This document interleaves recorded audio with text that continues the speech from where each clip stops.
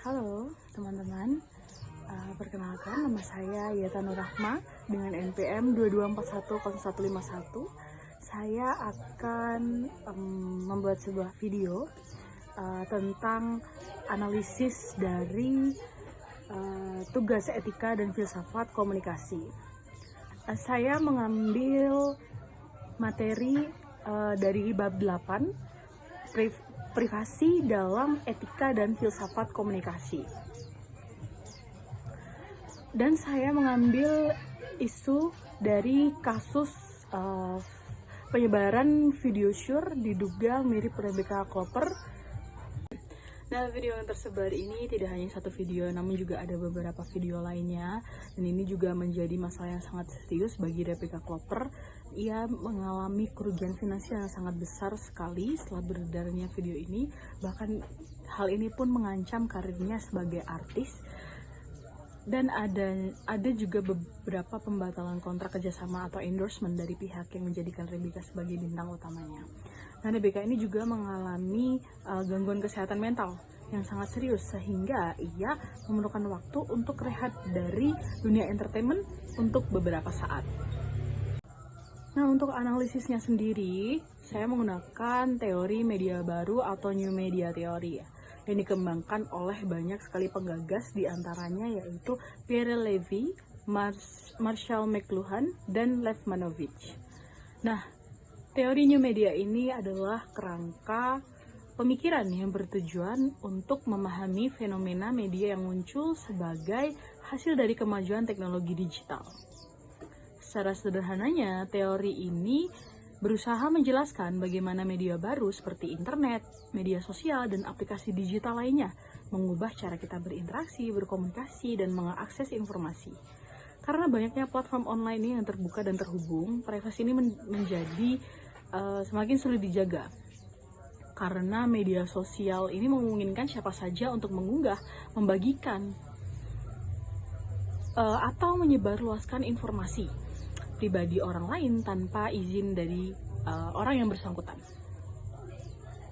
Nah, media digital ini membuat batas antara komunikasi publik dan privat ini menjadi tidak jelas atau yang menimbulkan tantangan baru bagi etika privasi. Nah, kasus yang dialami Rebecca Klopper ini adalah contoh nyata bagaimana kemajuan teknologi digital, khususnya media sosial, dapat berdampak buruk bagi privasi seseorang. Ada 3 hal yang menjadi poin utama dari hasil analisis saya. Yang pertama itu adalah pelanggaran privasi, dan yang kedua nanti ada revenge porn. Yang ketiga itu adalah dampak psikologis. Nah, yang pertama kita akan bahas adalah pelanggaran privasi. Nah, privasi individu ini merupakan hal yang sangat penting ya, walaupun masyarakat kita itu memandang bahwa seorang public figure atau artis ini wajar atau sudah menjadi risiko jika tidak memiliki hak privasi, dalam artian masyarakat ini berhak tahu tentang apa kegiatan dan kehidupan pribadi dari seorang public figure. Nah, banyak sekali orang yang kehilangan kesadaran akan hak privasi di era media baru ini, bahkan menganggap privasi itu tidak lagi penting bagi mereka.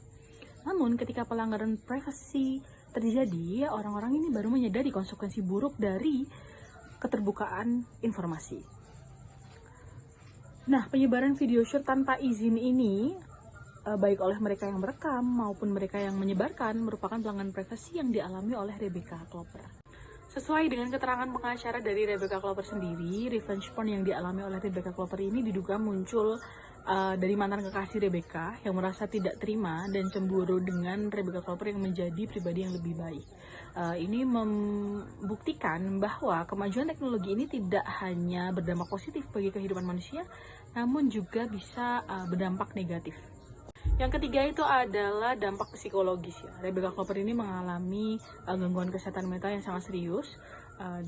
Setelah kasusnya menjadi viral di kalangan masyarakat, Rebecca ini menjadi menutup diri untuk beberapa saat.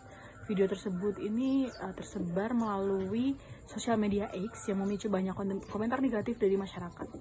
Rebecca Klopper ini selaku korban pelanggaran privasi justru mendapatkan Schlussheiming atau penghakiman moral. Peristiwa ini menyebabkan trauma psikologis yang amat sangat mendalam. Tidak hanya itu, kasus ini juga mengancam karir Rebecca Klopper sebagai public figure. Adanya perubahan kontrak kerja dari beberapa pihak juga memicu keterpurukan yang berkelanjutan yang dialami oleh Rebecca Klopper. Nah, dari analisis yang saya jelaskan tadi dapat diambil kesimpulan bahwa penyebaran video tanpa izin ini adalah pelanggaran utama terhadap hak privasi dari Rebecca Klopper sebagai individu. Ini menunjukkan betapa kurangnya kesadaran dan penghormatan akan privasi oleh orang yang menyebarkan video dan mereka membagikan atau menikmatinya. Nah, kasus-kasus seperti ini itu menunjukkan bahwa kurangnya etika dalam konsumsi dan distribusi konten digital.